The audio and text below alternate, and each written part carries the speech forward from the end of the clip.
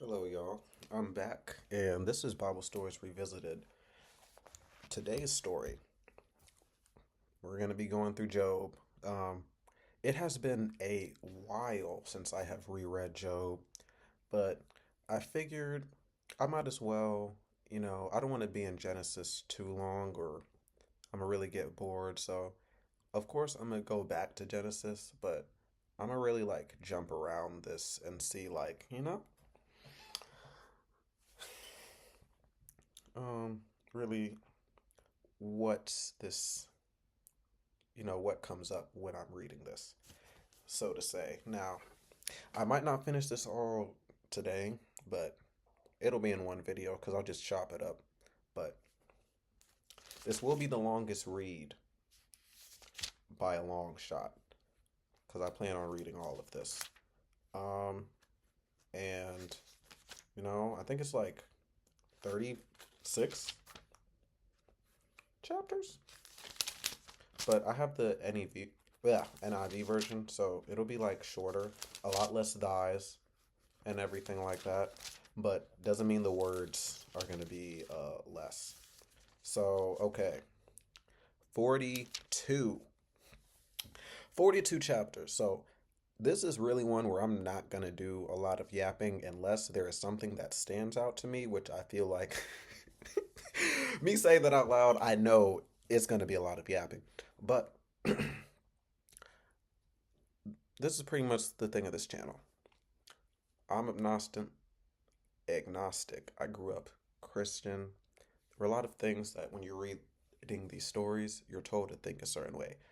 With my newfound way of thinking, I just want to revisit these stories with my way of thinking.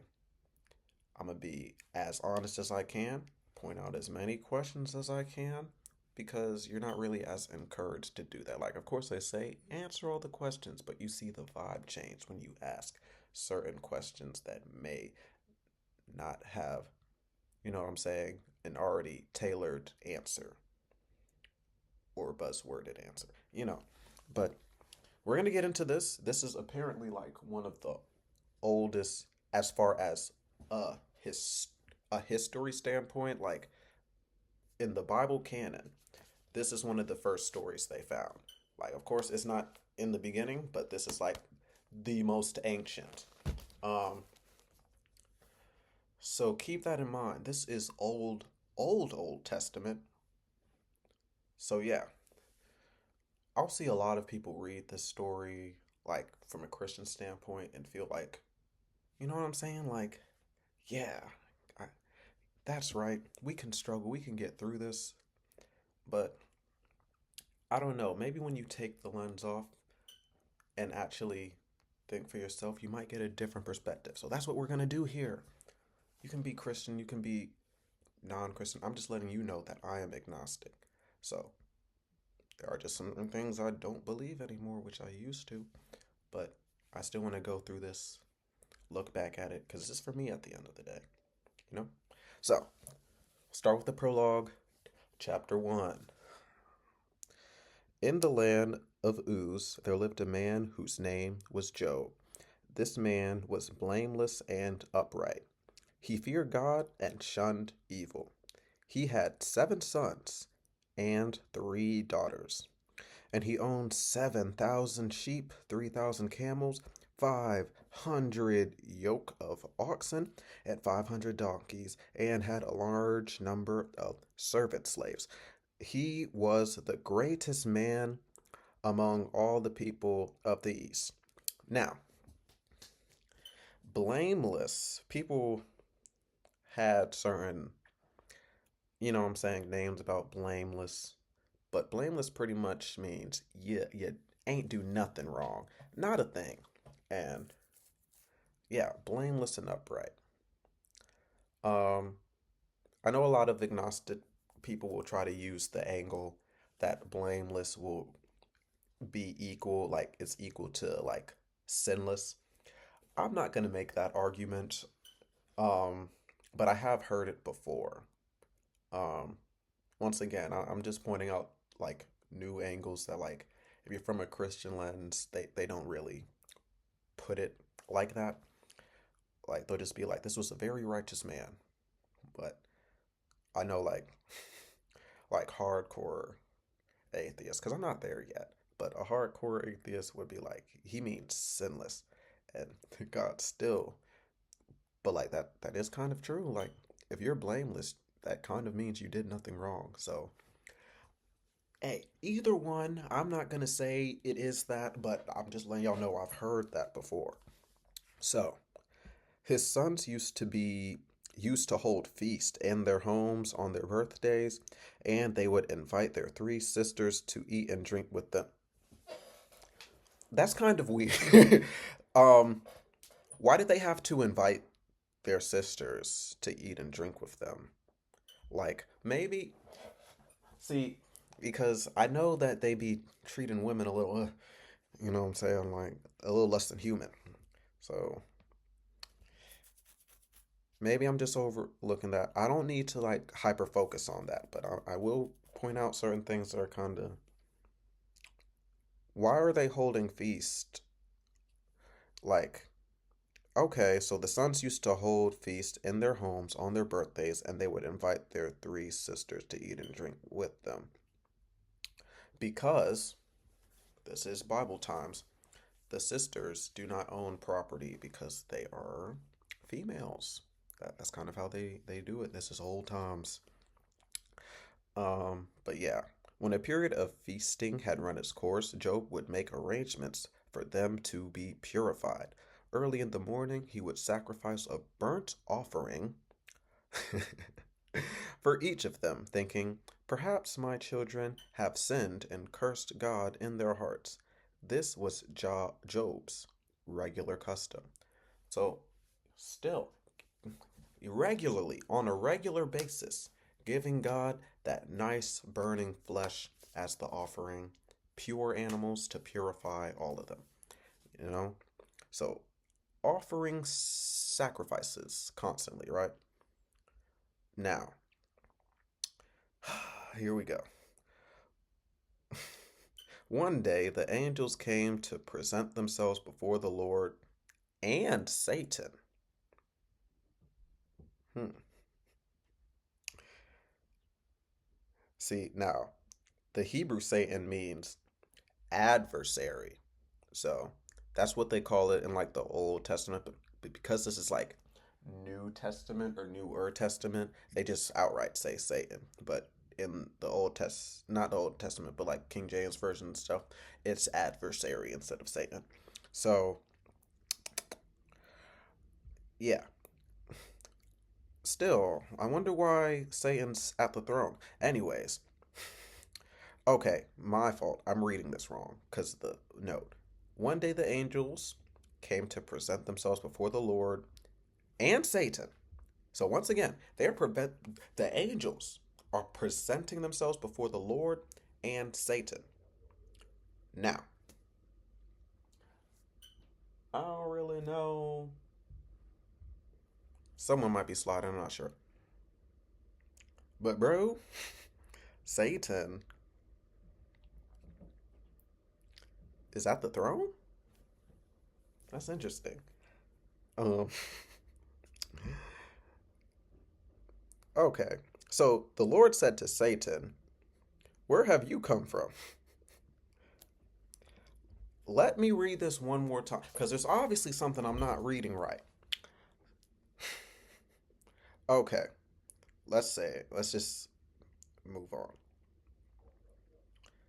Satan answered the Lord, from roaming throughout the earth, going back and forth on it. Then the Lord said to the adversary or the Satan, have you considered? I want this. Okay, yeah, this is what's happening. Goodness. Well, we'll finish it. So he said, because I'm skipping a lot. So, boom. One day, the angels came to present themselves before the Lord, and Satan also came with them. So the angels came to present themselves from the Lord, and Satan came with them. And then the Lord said to Satan, where have you come from? And Satan answered the Lord, from roaming throughout the earth, going back and forth on it. Then the Lord said to Satan, Have you considered my servant Job? There is no one on earth like him. He is blameless and upright, a man who fears God and shuns evil. Does he fear God for nothing? Satan replied. Have you not put a hedge around him and his household and everything he has? You have blessed the work of his hands so that his flocks and herds are spread throughout the land. But now stretch out your hand and strike everything he has, and he will surely curse you to your face. So remember, God is all, what I'm saying, no sin on him at all. Um, I don't want to be that technical guy, but God bragging about his creating to Satan is pride. Now, I know pride is a sin, but people will always say God is beyond us, like, so we cannot fathom his like actions and everything. But this right here seems like a very human trait to do. When you're proud of something, you brag about it. So he's like, look, my most great servant. There's nothing you could do to mess him up. And what does Satan do? He says, if I had my hands on him, I would be able to do something. He would curse you. So God being, what I'm saying, all knowing, all knowledge, what I'm saying, very wise. He shouldn't take this obvious bait, right? Because this is Satan. Like, God should know this, right? But the Lord said to Satan, very well then. Everything he has is in your power, but on the man himself you do not lay a finger. Satan went out from the presence of the Lord. Here's my thing for God, right? So, you are all knowing, and this is somebody who has literally done nothing wrong. He is blameless. He is your top servant. Uh, Maybe just a guess. Like, I know he said it in here, but maybe he's consistently doing this offerings for protection for all of that. But God says no. He does it because he loves me. So I know no matter what you do, he's still going to serve me. So he said, boom, you can touch everything he has, but don't lay a finger on him. And then Satan left. And this is what I have a problem with. Like, you are a person, right? So why is God making human bets about something he doesn't already, like, he should already know. He should already know because he's all knowing and all knowledgeable that Job wouldn't do that. But Satan practically entices God to make a gamble on another person's livelihood. Now, I know it says he won't get touched, so he just needs to keep faithful even though everything around him is going to slowly crumble. But my guy, we're gonna get to it when it happens, like, you know what I'm saying, but right now I just feel like you should know better as the all-knowing being than to make deals with the devil. You literally made a deal with the devil in real time before. Let's continue. Let's get to Job's spiral, but that's not right. That's not right at all. Okay? And we need to acknowledge right here that if this was anyone else, we would clearly acknowledge that this is a terrible decision because you're making bets on the expense of somebody else's life. So, just for God to prove a point, let's see what he lets Satan do. One day, when Job's sons and daughters were feasting and drinking wine at the old brother's house, a messenger came to Job and said, "The oxen were plowing and donkeys were grazing nearby, and the Sabines attacked." Sabines? I don't know what that is. Sabines attacked and made off with them. They put the servants to the sword, and I am the only one who has escaped to tell you. So another nation came in, took their livestock, and killed their servants. Only one was be able to tell him. While he was still speaking, another messenger came and said, "The fire of God fell from the heavens and burned up the sheep and the servants. I'm the only one who has escaped to tell you." While he was still speaking, another messenger came and said, "The Chaldeans formed three raiding parties and swept down on your camels and made off with them. They put the servants to the sword, and I'm the only one who has escaped to tell you." And while he was still speaking, so this is back to back to back. Literally, everything that he has is crumbling. Of course, he's not hurt, but all the people around him, all the people he knew, all the stuff that he worked so hard to get has crumbled. All right, all right. We got that? While he was still while he was still speaking, yet another messenger had said, "Your sons and daughters were feasting and drinking wine at the oldest brother's house, when suddenly a mighty wind swept in from the desert and struck the four corners of the house. It collapsed on them, and they are dead, and I'm the only one who has escaped to tell you." At this, Job got up and tore his robe and shaved his head and fell to the ground and worshiped and said, "Naked I came from my mother's womb, and naked I will depart. The Lord gave, and the Lord has taken away. May the name of the Lord be praised." In all this, Job did not sin by charging God with wrongdoing. Now, I'm a sin. I'm a sin. I'm a sin. I'm a sin over and over again, because who was responsible for all of this occurring? You can say Satan, but God had control of this, and he allowed Satan to do this to prove a point. Now, God could have just used his future sight and situational awareness, seen this happen, and did that. But he let this man literally lose everything just to prove this point. And I wish we could, like, just quickly. I think it's going to do that, right? So, yeah, we're going to switch back to the angels and the Lord's point of view. So, on another day, the angels came to present themselves before the Lord, and Satan also came with them to present himself before him. And the Lord said to Satan, "Where have you come from?" It's interesting that God always got to ask that. Satan answered to the Lord, "From roaming throughout the earth, going back and forth on it." Then the Lord said to Satan, "Have you considered my servant Job? There is no one on earth like him. He is blameless and upright, a man who fears God and shuns evil, still maintains his integrity. Through you incited me against him to ruin him without any reason.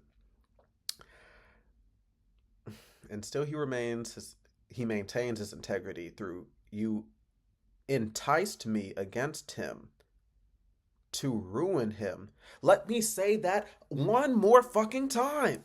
This nigga, this God himself said he still maintains his integrity, though you enticed me against him to ruin him without any reason. God said it himself. He said, "See, my servant still loves me, even though I went against him for no fucking reason. There was no reason to do this other than to prove a point which he should already fucking know." So of course I'm blaming God for this, because God is the one to blame. Anyways, "Skin for skin," Satan replied. "A man will give all he has for his own life. But now stretch out your hand and strike his flesh and bones, and he will surely curse you to your face." God should know this by now. He literally said it like, bro, you enticed me to go against my own best servant, and he still didn't curse me. You're God. Why are you getting enticed by Satan? Something you should already know, right? But you know what? He says skin for skin, you know what I'm saying? Obviously, if his own health is in danger, you know what I'm saying? He will have to. God wouldn't fall for this, right? We're not. You know why we're here. You know why we're here. The Lord said to Satan, very well then, he is in your hands, but you must spare his life. So now, I don't know how much time went by, but this nigga Lot already lost fucking everything. Now, that's not enough. Satan spun back and, mm, like, God didn't even reward him for this. He he let Satan take everything away, and then the next day he's just,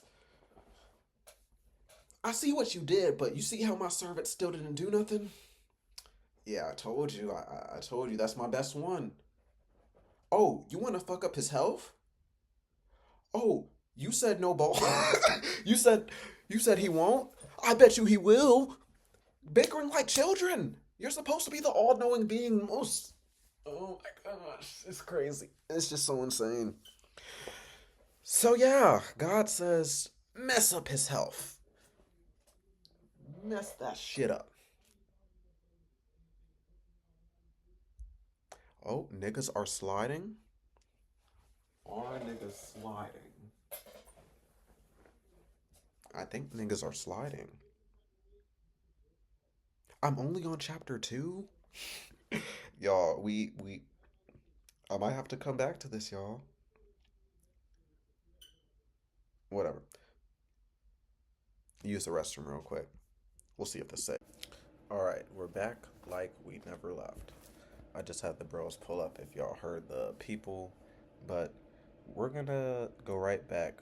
We only did one chapter, and that was 20 minutes of me rambling. So I'm gonna try to just do more reading and get more through this. So, chapter 2. Well, we're gonna start on verse 7. So Satan went out from the presence of the Lord and afflicted Job with painful sores from the soles of his feet to the crown of his head. Remember, Job is bald, so just sores all over his body. Then Job took a piece of broken pottery and scraped himself with it as he sat among the ashes.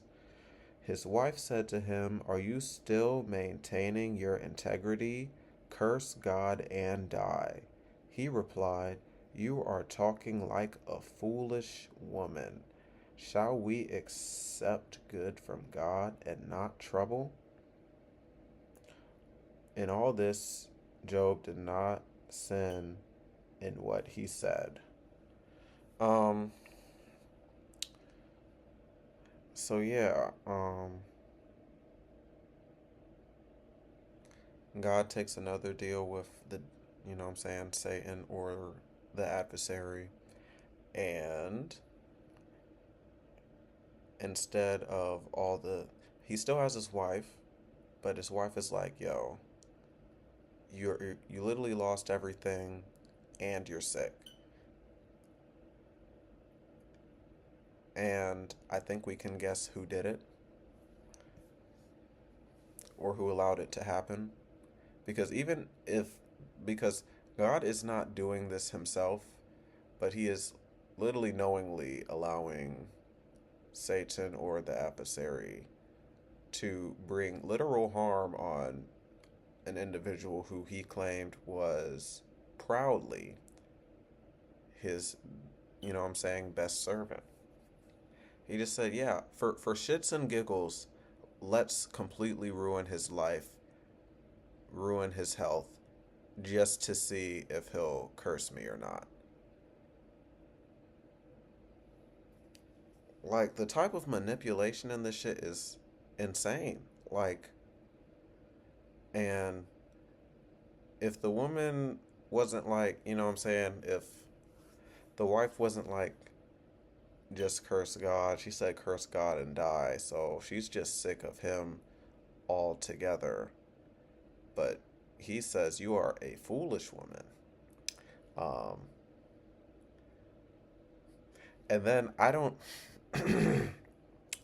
So he says, you are talking like a foolish woman. Shall we accept good from God and not trouble? I'ma just say it. What good? What good has come from this? Like, literally, all the stuff, like you said it yourself, all the stuff that God gave you, he took it away. But what good is left? You got all the good stuff taken away. He did not yet replace it. He just, you know what I'm saying, did his bet. You still praise God. He cursed your health or allowed a curse to fall upon your health. You still praise God. What good happened in between these two hardships? Like, this is like a condition of like, oh, you must continuously take abuse and good will eventually come from it. Like, I know people be like, no, that's not what you're supposed to say, but this is the theme that it is giving. Like, you need to actually, like, do stuff that is worth being praised about. What I see, if this is an all knowing creator, like, this is so, like, irresponsible and childish. Like, you're literally playing with a life. You haven't done anything to console for the hardship that you allowed him to go through. And he's acting like there's good in this. Like, that's, like, I know people are like, a lot of people, like, especially like with men, will be like, you gotta be strong, don't complain, and all of this. But for a logical human being to do what is good for your mental health, you have to acknowledge when things suck and then move on from it from there. Like, of course, don't complain and complain and complain about it. But it's okay to be like, man, this shit sucks. I wish this didn't happen. This could have gone a better way. Because when you complain and you know what I'm saying, express, you acknowledge how stuff can be better and how certain things may have been your fault, may have messed up in a certain way. But if you just move on, you're not dealing with what just happened that clearly affected you. You're just saying, no, look at the good. What good? I gotta continue or this will be hours.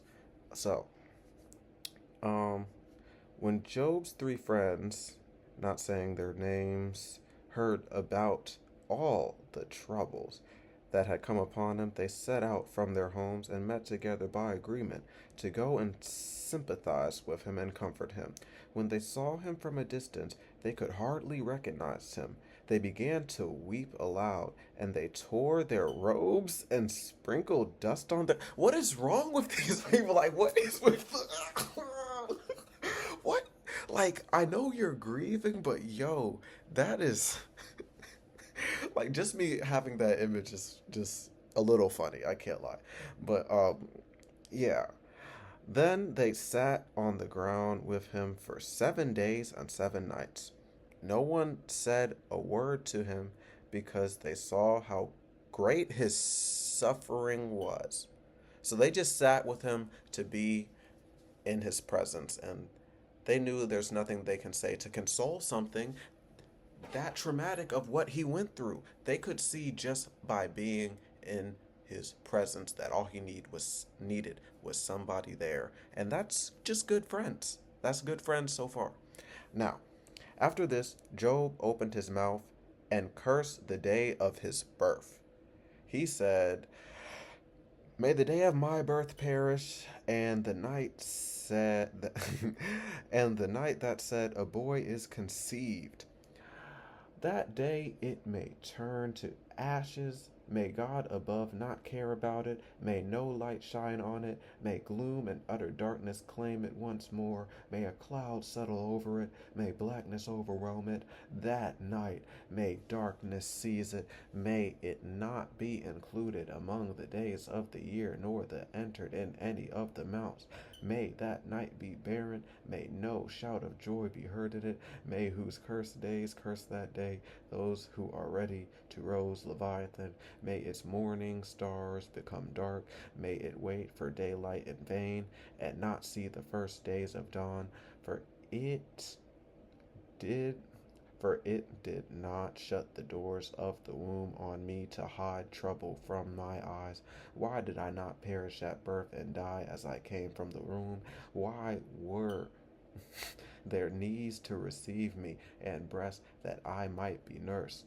For now I would be lying down in peace. I would be asleep and at rest with kings and rulers of the earth who built for themselves places now lying in ruins, with princes who had gold, who fulfilled their houses with silver.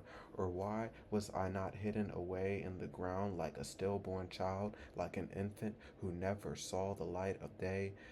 There the wicked cease from turmoil, and there the weary were at rest. Captives also enjoy their ease. They no longer hear the slave driver shout. The small and the great are there, and the slaves are freed from their owners. Why is light given to those in misery, and life to the bitter of soul, to those who long for death that does not come, who search for it more than for hidden treasure, who are filled with gladness and rejoice when they receive the grave? Why is life given to a man whose way is hidden from God, has hedged in?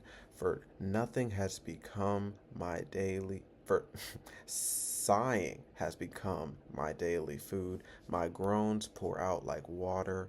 What I feared has come upon me, and what I dreaded has happened to me. I have no peace, no quietness. I have no rest, but only turmoil. Now, this is one of his friends speaking. That was a great monologue, by the way. I liked that. Okay, then Elpaz, you know what I'm saying, he replied, if someone ventures a word to you, will you be impatient? But who will keep from speaking?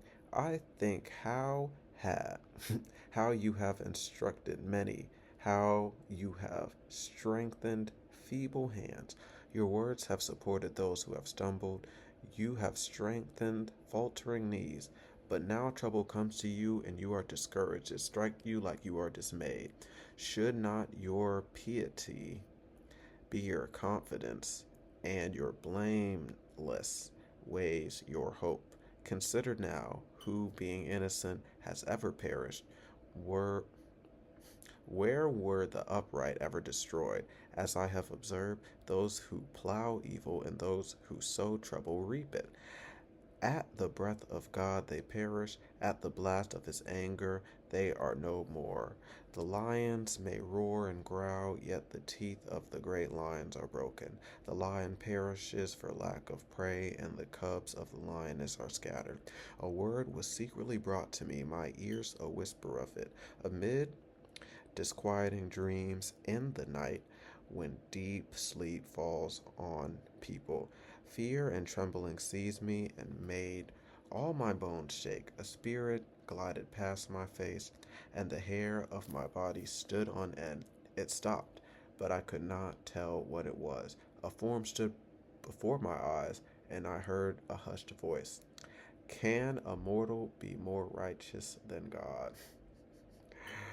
Can even a strong man be more pure than his Maker?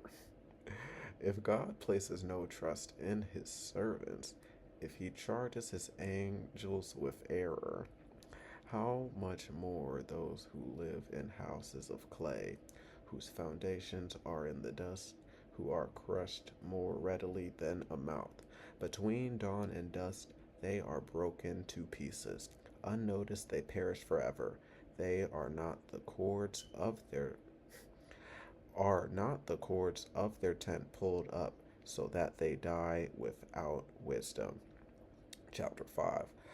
Call if you will, but those who will answer, but who will answer you? To which of the body ones will turn?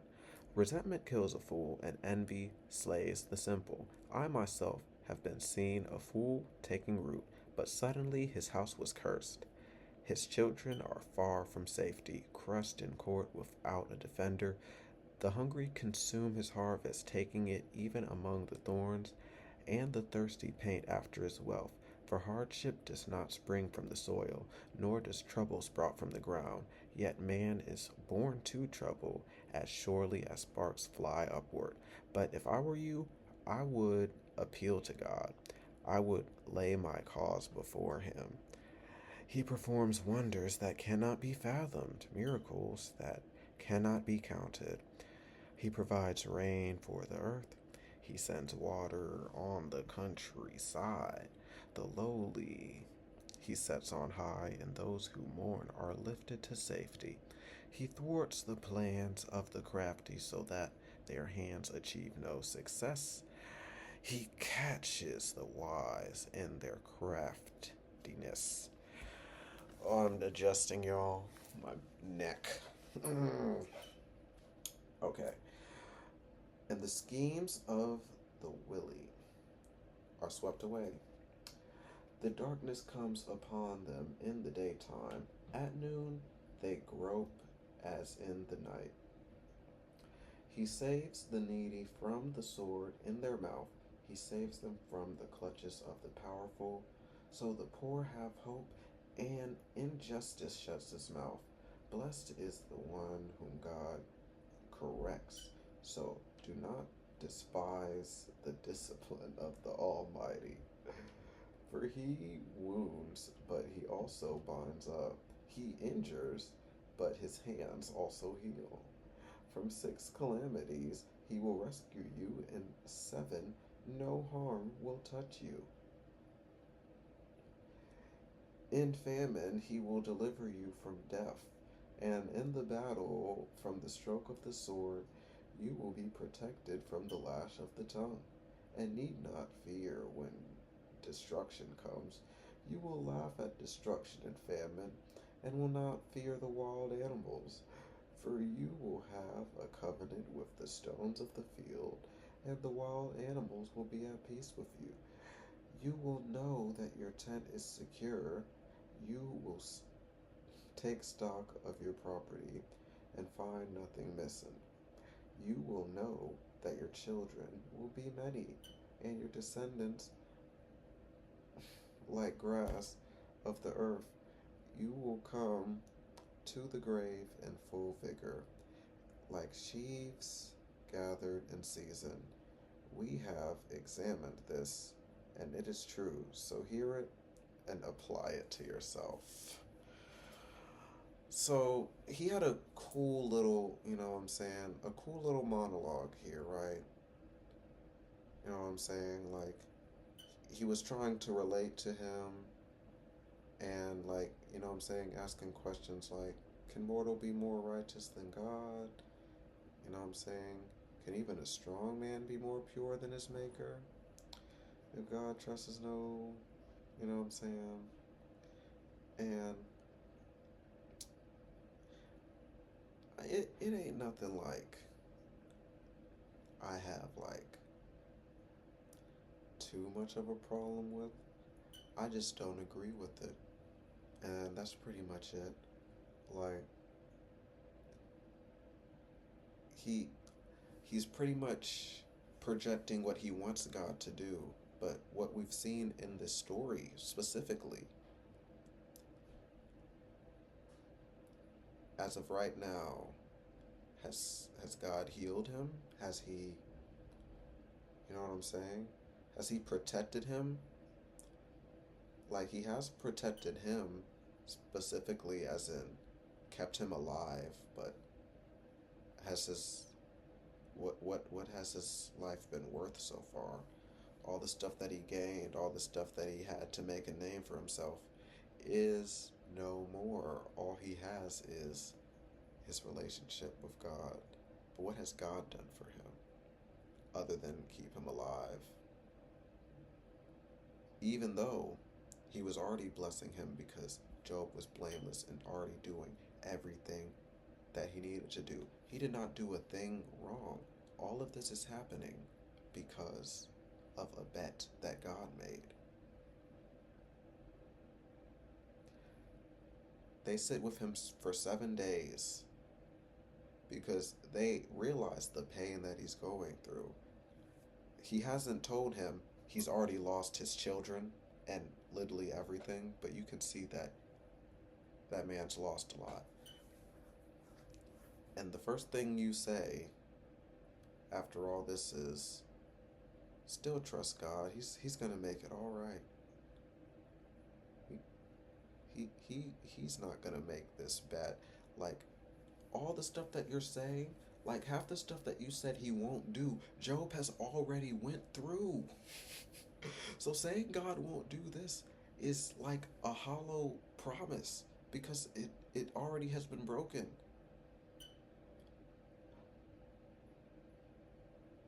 And it's like we'll get to it. We'll see Job's reply. He said, "If only my anguish could be weighed and all my misery be placed on the scales, it would surely outweigh the sand of the seas." Mm, yeah, that was a nice one. That was a nice bar. No wonder my words have been what? Impetuous.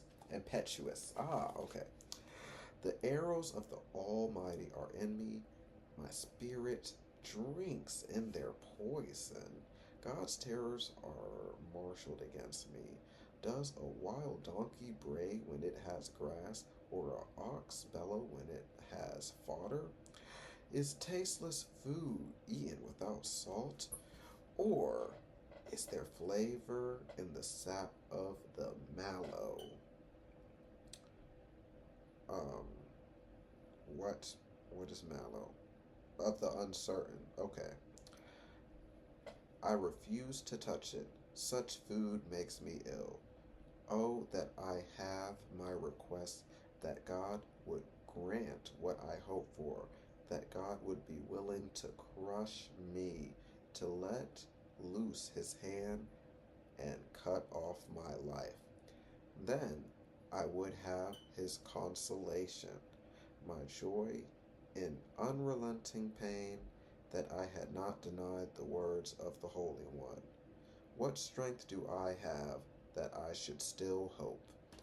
What prospects that I should be patient? Do I have the strength of stone? Is my flesh bronze? Do I have any power to help myself now that success has been driven from me? Real questions. Anyone who withholds kindness from a friend forsakes the fear of the Almighty, but my brothers are as undependable as intermittent streams. Yeah, something like that. As the streams that overflow when darkened by thawing ice and swollen with melting snow, but that stop flowing in the dry season. Mmm. Ooh, yeah. Nigga spitting right here. And in the heat vanish from their channels.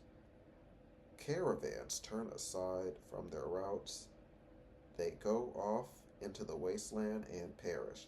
The caravans of the Terma, Tema look for water.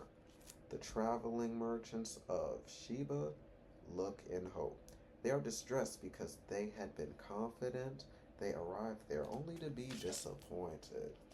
Now, you two have proved to be no help. Hey, Job is literally me and Job are on the same wavelength right now, other than blaming God for this. Like, He said, bro, y'all came all the way here. You know what I'm saying? Y'all gave me, you know what I'm saying? Y'all did slide here to a certain point of time, but y'all didn't really come in the nick of time. Y'all just came here and just told me to still trust God. That is no help at all. Y'all are no fucking help. And I'm glad Job is letting it be known, bro. I'm gonna take a quick water break before mine. No help, bro. Y'all, this is just talking, bro. Y'all are only here in seasons, but once shit dries up, bro, y'all are nowhere to be found, bro. Like, no help. Y'all are no help at all, bro. Spitting, bro. Alright, bro. Now, now that you have proved to be of no help, you see something dreadful and are afraid. Have I ever said, give something on my behalf? See, now that they see that he's down bad, they're like, oh, I hope he doesn't ask for a favor. Damn. Pay a ransom for me from your wealth. Deliver me from the hand of the enemy. Rescue me from the clutches of the ruthless. Teach me, and I will be quiet. Show me where I have been wrong. How painful are honest words, but do your argument. But what do your arguments prove? Do you mean to correct what I say and treat my desperate words as wind? You would even cast lots for the fatherless and barter away your friend. But now be so kind as to look at me. Would I lie to your face? Relent. Do not be unjust. Reconsider, for my integrity is at stake. Is there any wickedness on my lips? Can my mouth not discern malice? Do not mortals do not mortals hard service on earth? Are not their days like of hired laborers, like a slave longing for the evening shadows, or a hired laborer waiting to be paid? So I have been allotted. Months of futility and nights of misery have been assigned to me. When I lie down, I think, how long before I get up? The night drags on, and I toss and turn until dawn. My body is clothed in worms and scabs. My skin is broken and festering. My days are swifter than a weaver's shuttle, and they come to an end without hope. Remember, O God, that my life is but a breath. My eyes will never see happiness again. The eye that now sees me will see no longer. You will look for me, but I will be no more.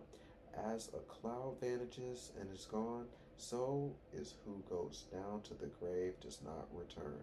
He will never come to his house again. His place will know him no more. Therefore, I will not keep silent. I will speak out the anguish of my spirit.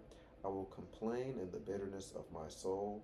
I am the sea or the monster of the deep, that you put me under guard. When I drink my bed will come when I think my bed will comfort me and my couch will ease my complaint. Even when even then you frighten me with dreams and terrify me with visions, so that I prefer strangling and death rather than this body of mine. I despise my life. I would not live forever. Let me alone. My days have no meaning. What is mankind?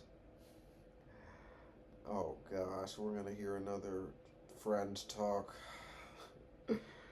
Oh, here we go. Okay. What is mankind? You make so much of them, that you give so much attention, that you examine them every morning and test them every moment? Will you never look away from me, or let me alone even for an instant? If I have sinned, what have I done to you? You have You who see everything we do, why have you made me your target? Have I become a burden to you? Why do you not pardon my offenses and forgive my sins? For I will soon lie down in the dust. You will search for me, but I will be no more. It's pretty much saying, bruh, it's about checkout time. I'm about to, yeah. Um, so then another friend talks, Billadad. He says, "How long will you say such things? Your words are a blustering wind." Dude just said, bro, my words are not just wind, and you reply right back, acting like you ain't hear nothing your friend just said and said, this is nothing but wind you talking. Alright, what you gotta say, bro? At least other bro tried to at least like relate first and then went ahead, but you just went right ahead and started. Oh my, okay, let's hear you. Does God pervert justice? Does the Almighty pervert what is right? Mind you, Job is suffering right now because of a bet. So take that how you will. like this is just full of gaslighting material. Like, no, we know what just happened. Can we acknowledge how this started? Why this is going on? Job did not sin. He is suffering because of a bet God made with the devil. All right. Go ahead and keep talking, Bildad. Um, when your children sinned against him, he gave them over to the penalty of their sin. He's saying your children deserved to die. First, you're going to say, Job, you ain't talking about nothing. Your children deserve to die. But if you will seek God earnestly and plead with the Almighty, if you are pure and upright, even now he will rouse himself on your behalf and restore to your prosperous state. Bro, it's the fact, bro. Was was bro not already doing that? Was Job not already doing what he was supposed to do? And they're saying, if you just do what you were already doing, I'm sure you're going to be right. But no, he was doing what he was already doing, and he lost everything. Anyways, I don't like this guy. I don't like this. Is my least favorite friend. He would have been cut off. This man's talking wild. Okay, bro. What else you gotta say? All right. Your beginnings will seem humble, so prosperous will your future be. Ask the former generation and find out what their ancestors learned. For we were born only yesterday and know nothing, and our days on earth are but a shadow. Will they not instruct you and tell you? Will they not bring forth words from their understanding? Can papyrus grow, grow tall where there is no marsh? Can reeds thrive without water while still growing and uncut? They wither more quickly than grass. Such is, but like, no, I gotta just say this, bruh. Are these all three of these friends just gonna give this guy no worthy advice here? Are they just gonna keep on giving these examples like that? Be like, is this like this? Is this like this? Like, I know they like repetition. I know they like using examples, metaphors. It's literature, but oh my goodness. Oh my goodness. Like, this shit is crazy, bro. It's wild. And it just gives more people material to gaslight themselves into, like, yeah, God wouldn't do that. It's not like we didn't just read in chapter 2 where he made two bets back to back. But yeah, why wouldn't a maker do that? Why wouldn't a, like, of course there are analogies that make sense, but when you line it up to this story, that what is going on currently in this timeline, it doesn't add up with the analogy that you are trying to make. It just seems like you're trying to gaslight him into being like, bro, you just submit, just we're nothing. We don't know shit. He's literally saying we don't know shit, bro. We're just this. We're just a blip in the matrix. We, you know what I'm saying? To you, act like you know all it. Like, It's like, oh, brother, bro, you still haven't told me what I did to deserve this. All the stuff you told me to do, I have already been doing, and I still. Anyways, bro, let's get your rant over with, bro. Like, I'm sorry, but this guy's annoying. I don't like this guy. Okay. Will they not instruct to tell you and understand and refine from Mars?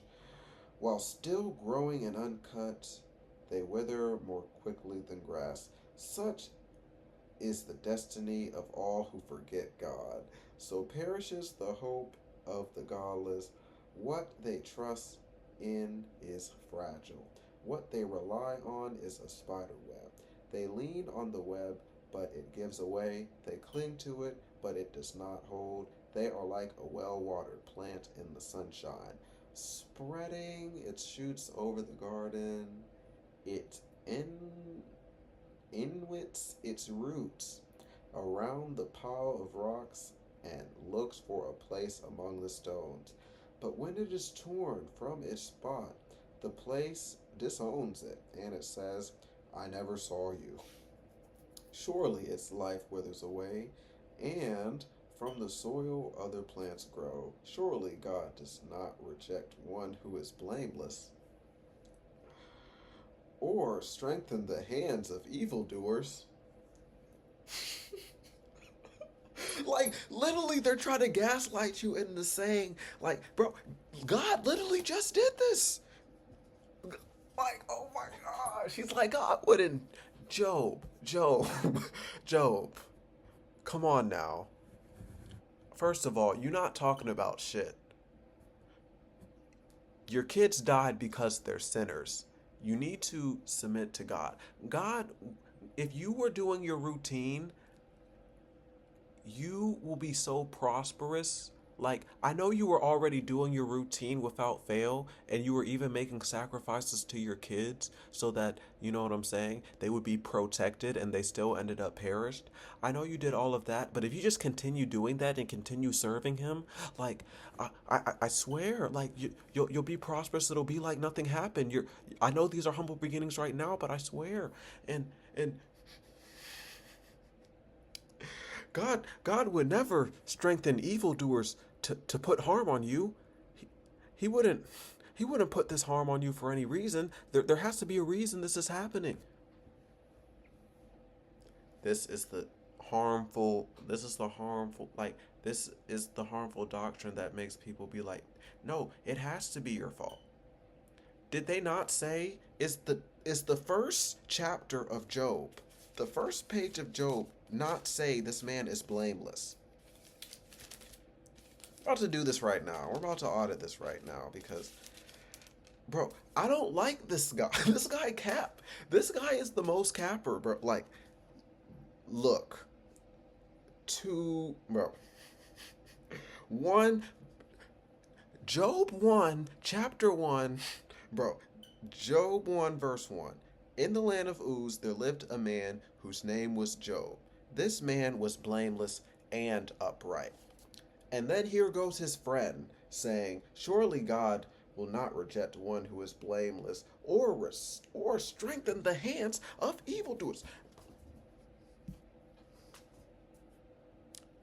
Christians. I if y'all are listening to this, if y'all are still like tuned in, is Satan not an evildoer?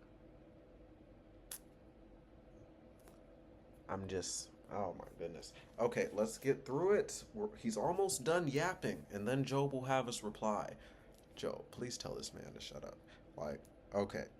He will yet fill your mouth with laughter and your lips with shout of joy. Y'all sat in silence for 7 days and you knew about his pain. And you're gonna, all right. We're just gonna laugh when all this is over. Your enemies will be clothed in shame, and tents of the wicked will be no more. Job, get him. Job, what you got to say to that? You responded, indeed, I know that is true. All right, what else you got to say? But how can mere mortals prove their innocence before God?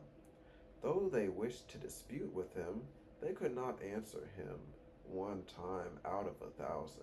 His wisdom is profound, his power is vast. Who has resisted him and come out unscathed? He moves mountains without their knowing it, and overturns them in his anger. He shakes the earth from its place and makes its pillars tremble. He speaks to the sun, and it does not shine. He seals off the light of the stars. He alone stretches out the heavens and treads on the waves of the sea. He is the maker of the bear of Iron. Um, okay, is that Iron? Alright, whatever. Constellations and all that. He performs wonders that cannot be fathomed, miracles that cannot be counted. When he passes me, I cannot see him. When he goes by, I cannot perceive him. If he snatches away, who can stop him? Who can say to him, "What are you doing?" God does not restrain his anger. Even the cohorts of Rahab cowered at his feet. How then can I dispute with him? How can I find words to argue with him? This is sad. Oh my, I gotta get through this. Though I were innocent, I could not answer him. I only pleaded with my judge for mercy. Even if I summoned him and he responded, I do not believe he would give me a hearing. He would crush me at he would crush me with a storm and multiply my words for no reason. He would not let me catch my breath, but would overwhelm me with misery. If it is a matter of strength, he is mighty. And if it is a matter of justice, who can challenge him? Even if I were innocent, my mouth would condemn me. If I were blameless, it would pronounce me guilty. Although I am blameless, I have no concern for myself. I despise my own life. It is so sad. Oh my God. It is all the same. That is why I say he destroys both the blameless and the wicked. Ugh. When I scourge, when I scourge, when a scourge brings sudden death, he mocks the despair of the innocent. When a land falls into the hands of the wicked, he blindfolds its judges. If it is not he, then who is it? My days are swifter than a runner. They fly away without a glimpse of joy. They skim past like boats of papyrus, like eagles swooping down on their prey. If I say I will not forget my complaint, I will change my expression and smile. I will dread all my sufferings, for I know you will not hold me innocent. Since I am already found guilty, why should I struggle in vain? Even if I wash myself with soap and my hands with cleansing powder, you would plunge me into a slime pit so that my clothes would detest me. He is not a mere mortal like me, that I might answer him, that we might comfort each other in court, confront each other in court. If only there were someone to mediate between us, someone to bring us together. I see what they're doing here. Someone to remove God's from me so that his terror would frighten me no more. Then I would speak up without fear to him. But as now it stands with me, I cannot loathe my very life before I will give free rein to my complaint, and I speak out in the bitterness of my soul. I just like to point out how they snuck in. If only there was a way I could mediate between God. I'm gonna talk about it. I'm gonna talk about it. This shit is sad.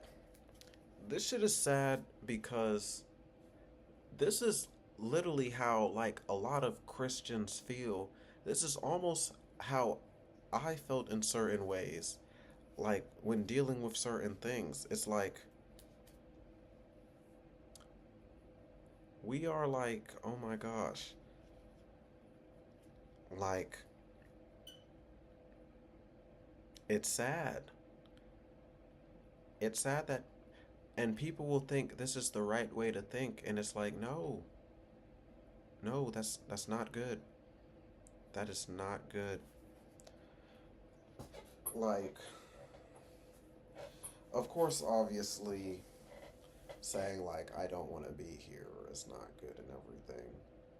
But this man Job is defeated, and one thing this showed is that Job isn't submitting for his love for God. He's submitting because he's fearful, and he knows that even though God did this, who is he? If God allowed this to happen and he complained, God wouldn't understand. No, no, God isn't. God is, oh my gosh. Like, it's insane. Like, this is supposed to be an all knowing being. Why would. God made a freaking bet, y'all. Job knows if he says something as little as, this was wrong, which it was, he'll get done even worse than he's already doing. So, this is a sad reality of him just dealing with whatever God throws at him, and he just has to take it. Not because he did anything wrong, not because he fucked up the, you know what I'm saying, the covenant in any way. Not any, there's no life lesson here. This dude literally is suffering because of a bet. And I'm just sitting here, like, I know, I'm glad this isn't real, right? I'm glad this isn't real because if someone, like, to just imagine in real time someone suffering all of this because of a bet, and they're just the first stuff that they say after like going through all of that and having that trauma response of 7 days, and then finally speaking, and it's just, I hate my life, I want to die. I can't blame I can't blame my creator even though I know he's part of this. I just wish that I was never born. And that's all that he can say. And what else can you say? Because there's no way you're gonna gaslight yourself into being happy about all of this. No, this is genuine suffering. So any person just would be like, "Hey, big dog, take me out. Dog, take me out of here, bruh. What are you doing?" But no, God is sitting back. He might have forgot about him, because remember, God be having to remember people sometimes, especially in the Old Testament. But God's just sitting back. Job still hasn't gotten his reward for all this suffering. He is compounding the suffering like, oh no, I bet he'll still, I bet this. You are like, I, I shouldn't have to explain why an all-knowing being shouldn't have to make a bet, shouldn't have to do a test to prove something, because they should already know. And that's the thing about this that is just so messed up. Continue, continue. Oh, okay. We have one more friend left. But man, this is sad. Like, this is so sad. Like, we're skipping one more friend, because that's all he's gonna say. He's just gonna continue to talk about his pain. You know what I'm saying? More analogies. Why won't you destroy me? You know what I'm saying? Like, oh my gosh. Nah, I gotta read it. We gotta read it. Chapter 10. I loathe my very life. Therefore, I will give free rein to my complaint. I will speak out the bitterness of myself. Okay, I'm not there. Where am I at? Because, yeah, he was already complaining still. Then why don't you bring me out the womb? I wish I had died before my eyes even saw me. If only I never came into being or had been carried straight from the womb to the grave. Are not my days. Because, like, saying this stuff out loud is going to diminish my mental health. It's just going to do that. Like, I'm sorry. Like, people say, feeling sad? Like, no, this is making me sad. Like, this is actually making me sad. Like, I wouldn't want to have to go through this at all. Especially, like, he ain't do nothing to deserve this either. That's the sad thing about this shit, bro. But,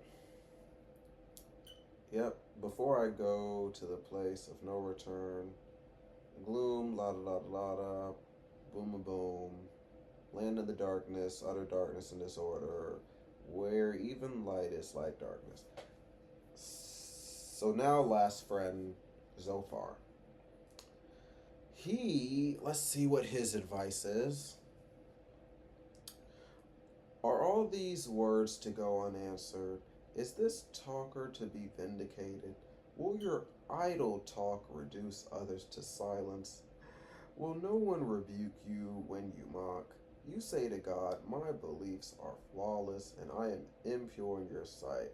Oh, how I wish that God would speak, that he would open his lips against you and disclose to you the secrets of wisdom, for true wisdom has two sides. Know this, God has even forgotten some of your sin. Can you fathom the mysteries of God? Can you probe the limits of the Almighty? More gaslighting, bruh. You are higher than the heavens above. What can you do? They are deeper than the depths below. What can you know? Their measure is no lighter than their measure is no longer than the earth and wider than the sea. If he comes along and confines you in prison and convenes the court, who can oppose him? Surely he recognizes deceivers. When he sees evil, he does not take note, the witless can no more become but the witless can no more become wise than a wild donkey's colt can be a horn human. I'm so sick of these analogies. Oh my gosh. Just get to it. You're not as bad as the first guy, but you still talking out your neck. Like, can you follow? Alright. Yet you devote your heart to him and stretch out your hands to him. If you put away the sin that is in your hand and allow no evil to dwell in your tent, then, free of fault, you will lift up your face, you will stand firm, and without fear you will surely forget your trouble, recalling it only as waters gone by. Life will be brighter than noonday, and darkness will become like morning. You will be secure because there is hope. You will look about you and take your rest in safety. You will lie down and no one to make you afraid, and many will come and many will court your favor, but the eyes of the wicked will fail, and escape will elude them. Their hope will become a dying gasp. Bro, all three of these friends have said nothing helpful. This man Job is still probably going to complain about dying, because he can't complain about God. Let's get it over with. What's your reply, Job? Doubtless you are the only people who matter, and wisdom will die with you. But I have a mind as well as you. I am not inferior to you. Who does not know all these things? I have become a laughing stock to my friends, though I called on God, and he answered, a mere laughing stock, though righteousness and blameless.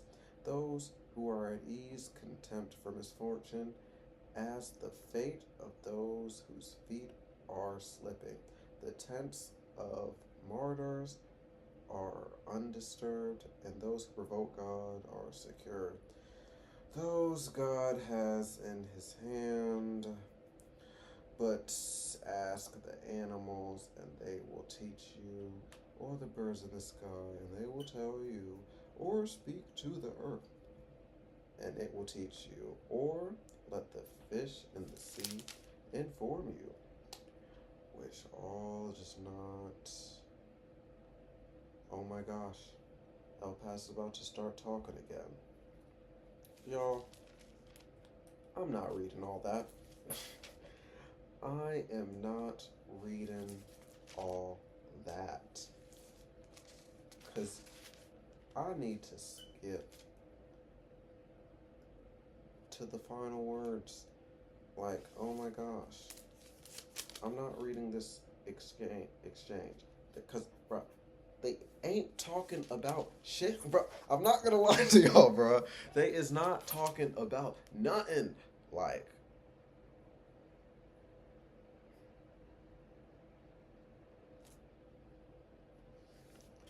I'm not taking all that. We is skipping to the important part. Do I want to even read his? I'm not reading his final words to his friends. Just know they talk. And, you know what I'm saying? Job has like his final defense.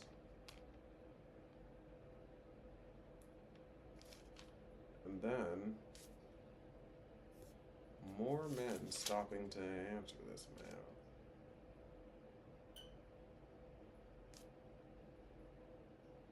Elihu. Yeah.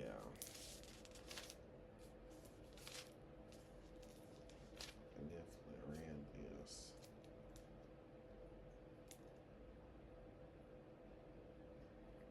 So I want to skip to what? Really? Because I'm not going to read all of this. But I want to skip to when God is speaking. Really? Because that's the conversation that matters. I'm not going to lie. That is the conversation that matters. Because all we're going to get is Job complaining. I'm not going to lie to you. Like, that's really all this is.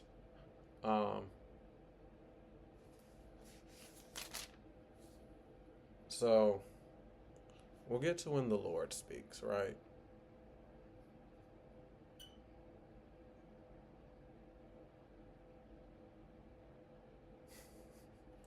This is about to piss me off. Hold up. We're about to make sure this is recorded. Okay. The Lord speaks. Then the Lord spoke to Job out of the storm. He said, "Who is this that obscures my plans with words without knowledge?" Brace yourself like a man. I will question you, and you shall answer me. Where were you when I laid the earth's fountain? Tell me if you understand. Who marked off its dimensions? Surely you know. Who stretched a measuring line across it? On what were its footings set? Or who laid its cornerstone? While the morning stars sang together, and all the angels shouted for joy? Who shut up behind Who shut up the sea behind doors when it burst forth from the womb?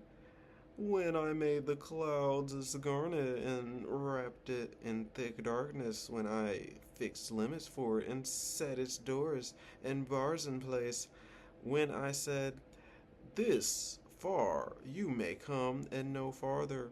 Here is where your proud wife's hair." Have you ever given orders to the morning?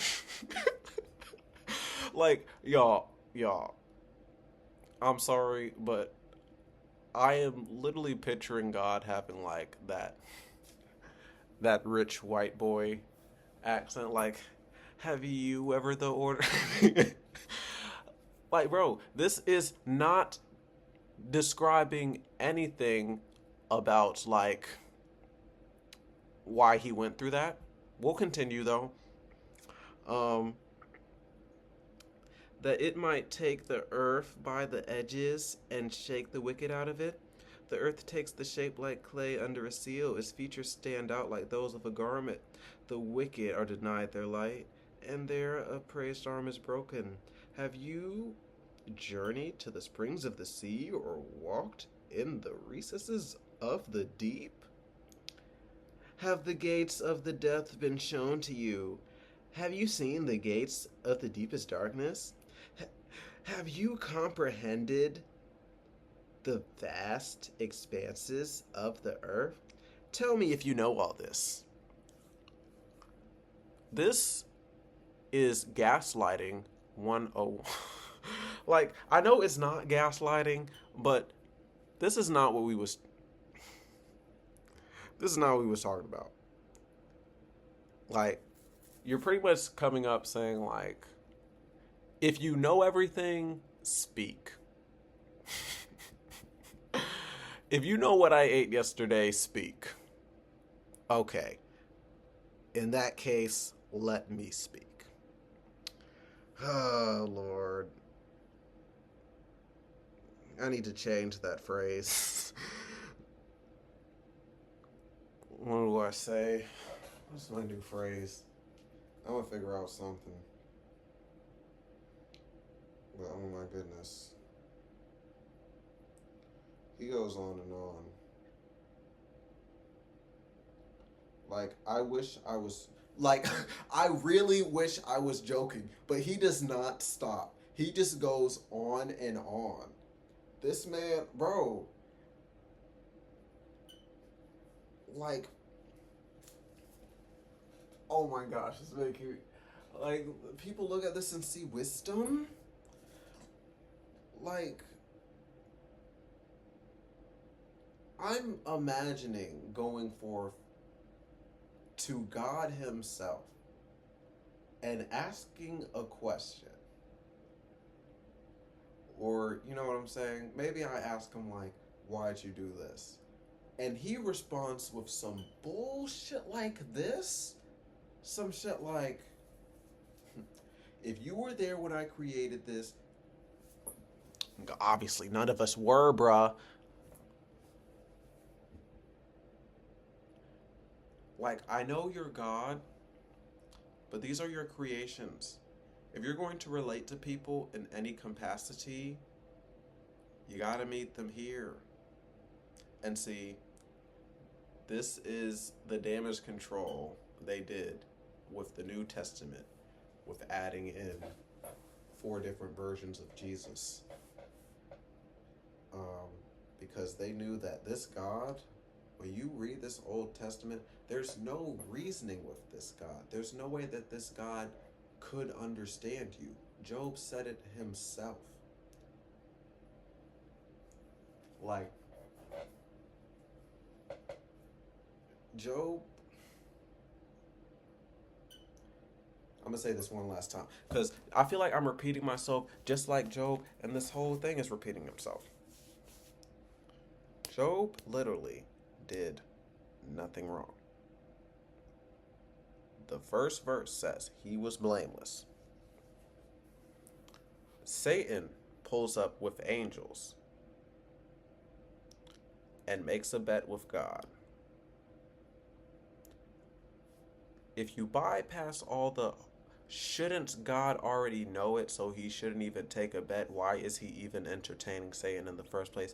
Bypassing all that, God takes a bet.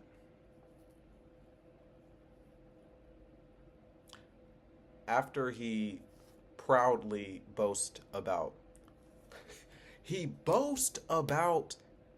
how blameless Job is. Satan's like, I can make him curse you and ruin him. He said, go ahead, do what you need to, just don't touch him. Everything is taken away from this man. His wife leaves him, I'm pretty sure. Everything's gone. Then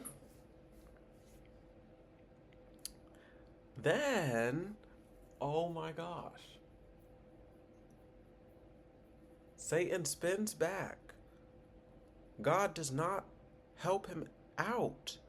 He leaves him like that.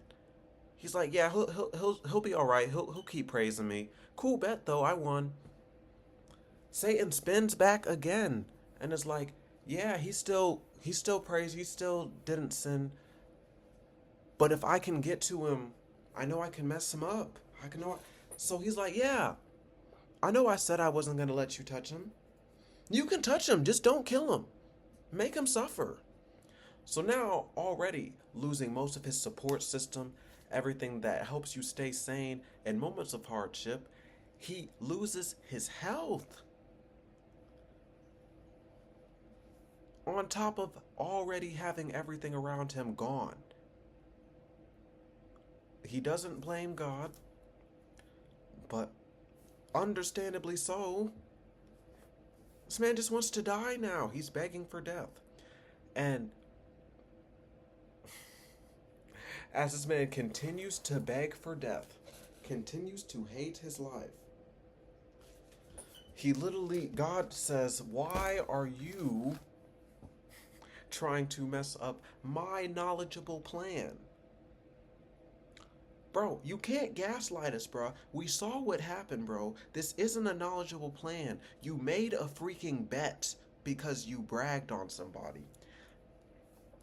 And instead of hearing the cries of your favorite servants, you say, I can't take your racket anymore. I know you're not complaining about me, but stop complaining. I am the Lord. I know. I know it all, of course. So you don't even complain. Just take it. Complain and take it. And when you read this story, suffering like Job does not sound like a good thing. I would not proudly suffer like this person.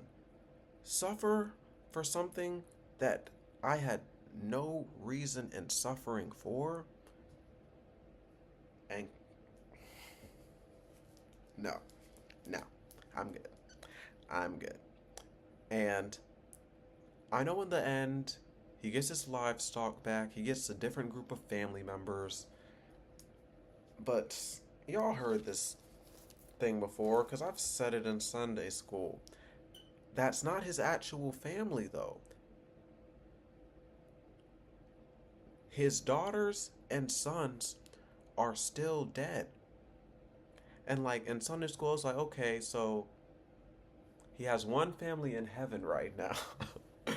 And he has another family. So the question that I had when I was in Sunday school was like, so how is it gonna work when they're in heaven? And that's when they were like, well, we're all gonna be angels, so everyone's gonna be our family. And that was enough for me. That was enough for me at that time. So I ain't messing with it no more. But it's it's sad.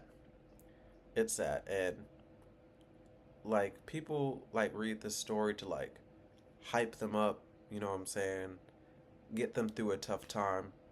But I'm not gonna lie to y'all. That shit just made me sad with my perspective because it's like he didn't have to go through that.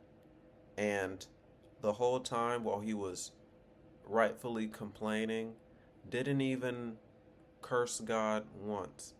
He rightfully could have. He had every single reason to curse God because God was in the wrong in this scenario. But he knew out of fear that he would suffer even more. So instead of cursing God, he cursed his own life, which God put upon him because that's a shitty life. I don't think anyone would want to go through that shit and be alive. No, take me out immediately. Take me out immediately. Oh my gosh. Please take me out immediately. I'm not gonna lie, but it's just saying that out loud, hearing like the pain of Job and like saying like, man, I've done all of this, and you see what I'm going through. I'm not just saying this shit for no reason. And then to hear his friends be like, you not talking about shit. This is why this happened. It's like, yo, what type of friends? Like, I know they sat with you in silence, but you gotta give actual words of encouragement. Saying, like, oh, God wouldn't do this, God wouldn't do that. When you are clearly sitting in the pain, that does nothing for the person in that scenario. He is not going to get out of that scenario in any scenario. So I think it just made me upset because it's like if this was something that actually happened to somebody and this is the response that their friends gave,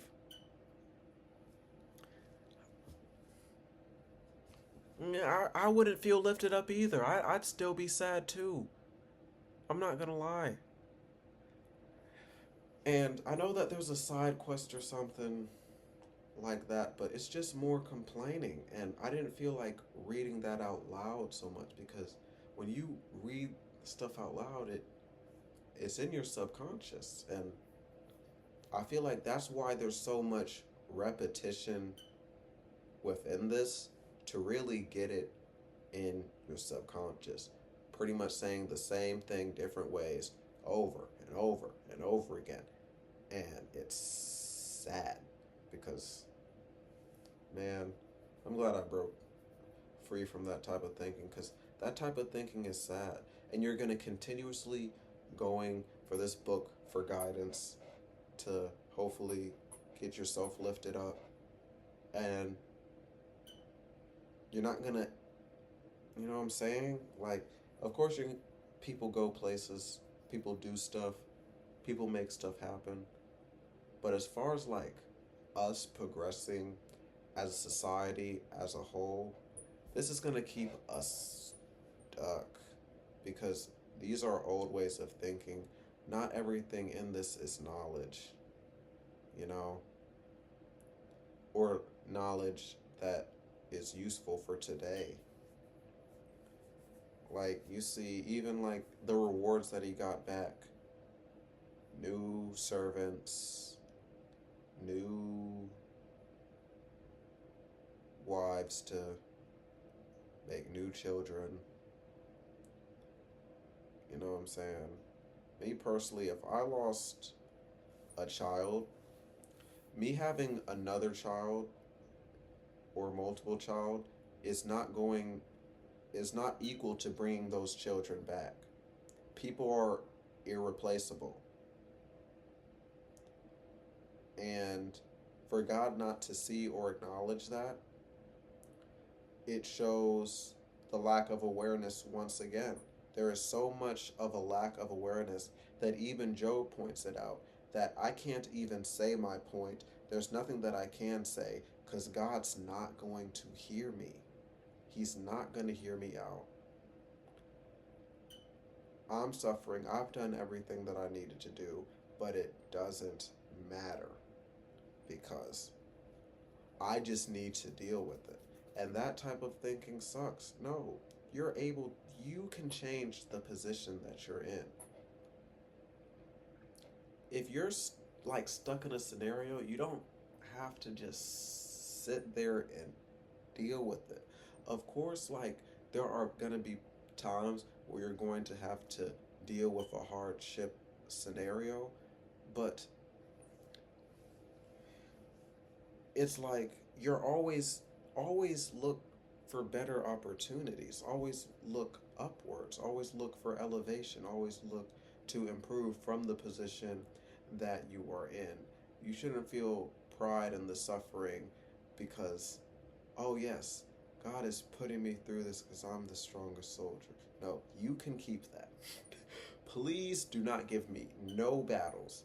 Like, if anything, I want any problem I'm dealing with to be my fault. I don't need to deal with no outside sources at all. And when you start noticing and acknowledge that more of the problems are your fault in a way than you think that they are, it's cool. But you can also acknowledge as well that these problems that you're having, you know, it's scary. It's scary to think that hey, it's possible that God is just punishing you just because. You see this example of Job, who was blameless and did nothing wrong? Look at the absolute hell he went through. And when he begged to die, God said, "Shut up, you don't know anything." And then just gave him some wives and shit, replenished himself and stuff like that. But, dude, dude, dude, dude, like, fam, it's sad. It's so sad, bro. It's so sad. I don't know how to end this out because that's all it was for me. Is I don't feel replenished. I feel empathy for people who are still in this, you know what I'm saying, way of thinking. And I just want to continue to encourage different ways of thinking. Think for yourself, fam. Because I was really in a cycle with this shit. I kept on looking in this Bible for stuff that was so simple. Like, obviously, you look at the way that you were brought up, you look at some of the conditions that you're with, and you realize that there are simple fixes for it.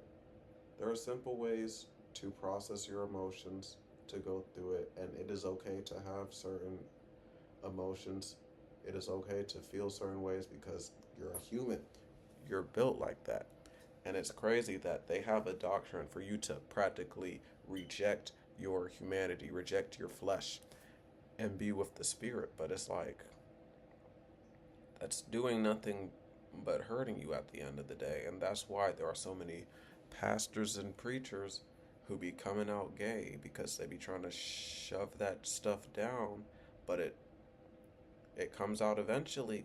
Like, you can't hide it, and it's bad that it be so many little ass children, but that's just the thing. When you suppress it, niggas be acting weird, bruh. It's like if you properly expressed and processed your emotions, there would be a lot less weirdos and people who just flip out like that, you know? But no, they're like, no, go to God and pray it away. But it's not away. You've just suppressed it, nigga. And it's like, oh my gosh. I know some people who are like, yeah, bro, I used to be like that, but now I'm a Christian and it's gone. And bro, I don't believe you, bro, but it's cool. You know what I'm saying? Because I accepted people either way as a Christian. But one argument that I always had was I was like, bro, that shit is not their choice, bro. That shit is not their choice at all.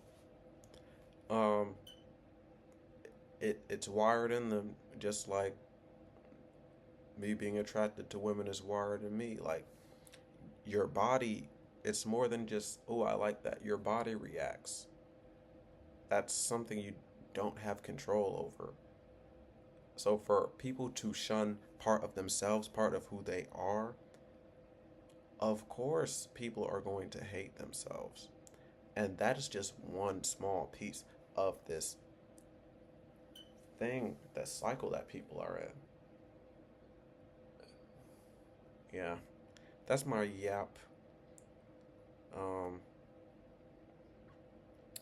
I'll probably do another story, but a shorter one. I thought, y'all, I thought I could get through this, but I forgot how much they be going back and forth. Uh, yeah, that's about it. Catch y'all.